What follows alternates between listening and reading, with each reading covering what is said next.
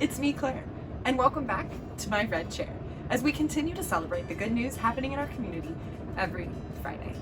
I'm so glad you're here.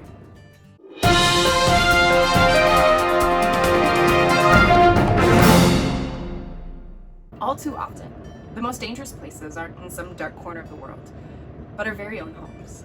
Here at Synergy Services, we help families in crisis. Through a variety of programs that you've seen featured right here on the Red Chair Chat, we work to heal trauma and build resilience in individuals to create strong families and safe communities. One way we do this is through providing immediate safety in emergency shelters and long-term housing programs.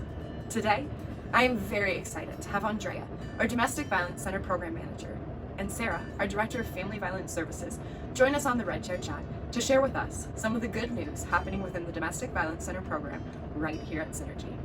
Let's all give them a warm welcome to the Red Chair.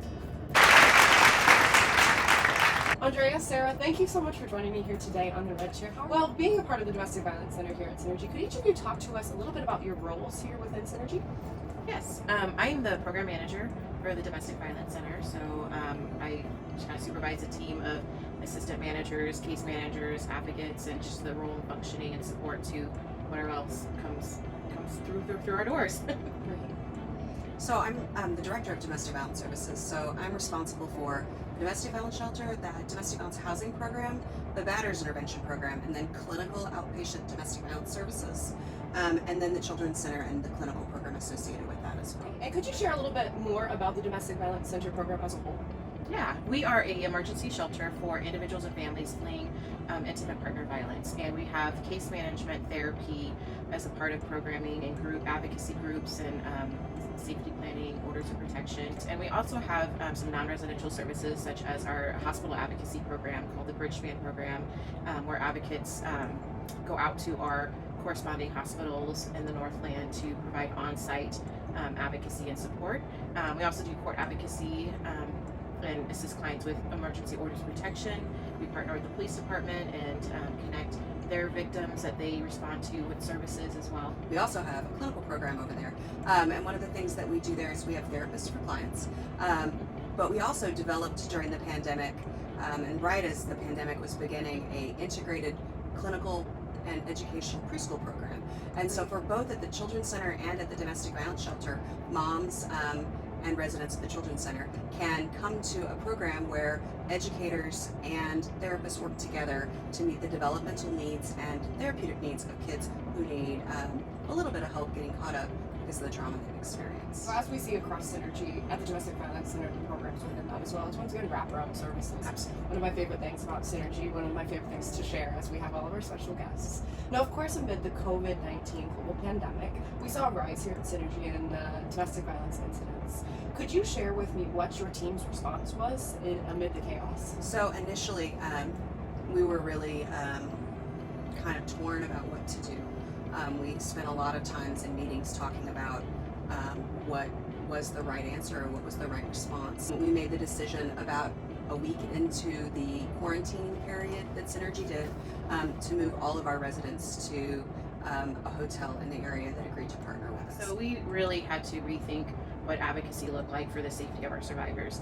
I feel fortunate to say that we never stopped accepting people through the complete shutdown of our city, and which has provided options to survivors. Now, I feel like we are a little bit more limited because we had to start doing advocacy remotely. So therapy appointments via Zoom, advocacy over the phone, like getting their needs met through weekly food boxes with hygiene items and meals and all of that. But if it wasn't for our community partners and like volunteers and donors, I don't think we could have done it. So Andrea, you've actually mentioned working with community partners, and that Synergy as a whole, we rely so heavily on community partners for so much of our success. Could you share a few of those community partners with us? Yes, so we've been working over the years with the Kansas City Police Department and the Smithville Police Department, Northland Hospitals, so North Kansas City, Liberty, St. Luke's, Berry Road, and Children's Mercy North.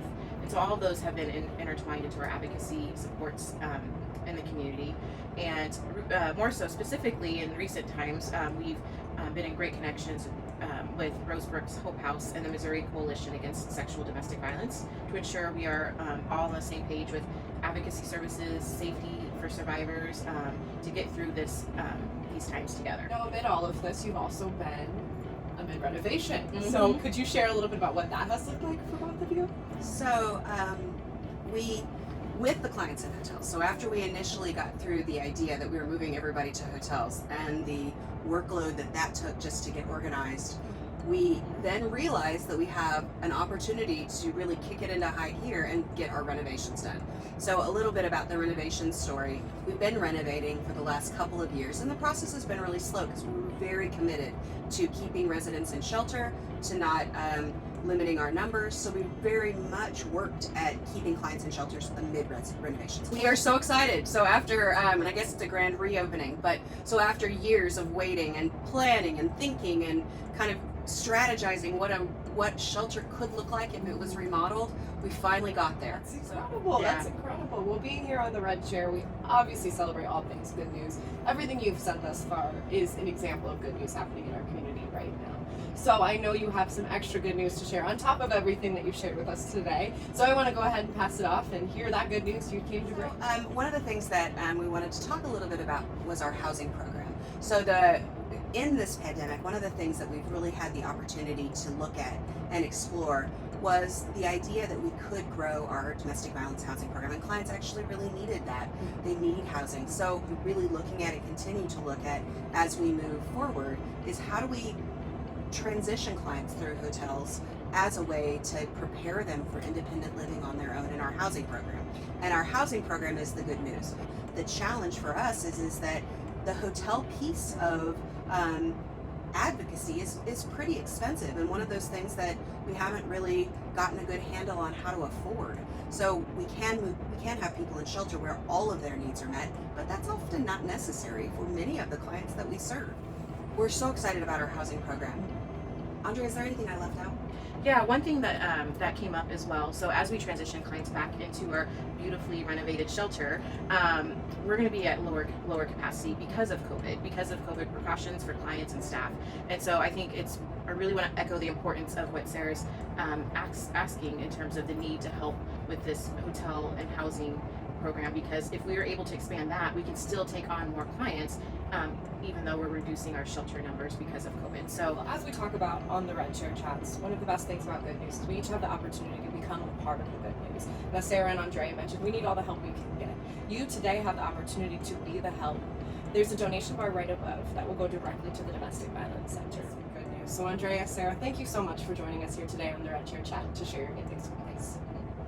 Here at Synergy Services, help is always just a phone call away. If you or someone you know is unsafe at home, operators at our 24/7 crisis hotline are here to provide supportive and judgment-free assistance to create a safe today for a strong tomorrow. My friends, don't forget to spend some time this week working to become a part of that good news. Whether that's supporting our efforts at the Domestic Violence Center at the donation link above, helping our goal to supply 1,000 stuffed backpacks to 1,000 students in our community at our ongoing fundraiser, or making your impact elsewhere. We can bring a whole lot of good to this world when we all work together. I don't know about you, but overall, that was some good news to hear as we head into the weekend. Stay safe and healthy, my friends, and don't you forget, be kind.